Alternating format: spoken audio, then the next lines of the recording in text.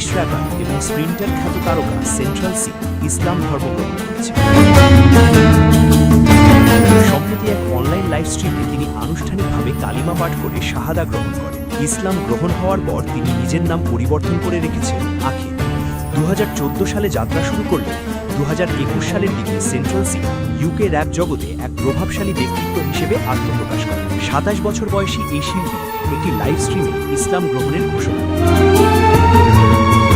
তার আগের নাম ছিল ওকলি নীল সিজারসু। লন্ডনের শেফার্ডস বুশ থেকে উঠে আসা এই র্যাপার বর্তমানে বিশ্ব সঙ্গীতের অন্যতম পরিচিত মুখ। কন্টেন্ট ক্রিয়েটর ব্ল্যাক বয় ম্যাক্সের সাথে একটি লাইভ চলাকালে তিনি জানান তিনি ইসলাম ধর্ম গ্রহণ করেছেন। এখন থেকে তিনি আখিল নামে পরিচিত হতে চান। এর আগে সেন্ট্রাল সি তার ধর্মীয় বিশ্বাস নিয়ে জনসমক্ষে খুব একটা কথা বলেন। তার এই ব্যক্তিগত এবং আধ্যাত্মিক পরিবর্তন ভক্তদের মাঝে ব্যাপক আলোচনার জন্ম দিয়েছে। সামাজিক যোগাযোগ মাধ্যমে বিশ্বজুড়ে তার অনুসারীরা তাকে শুভকামনা জানাচ্ছে। মুসলিম কমিউনিটির পক্ষ থেকে তার এই সিদ্ধান্তকে উষ্ণ অভ্যর্থনা জানানো হয়েছে।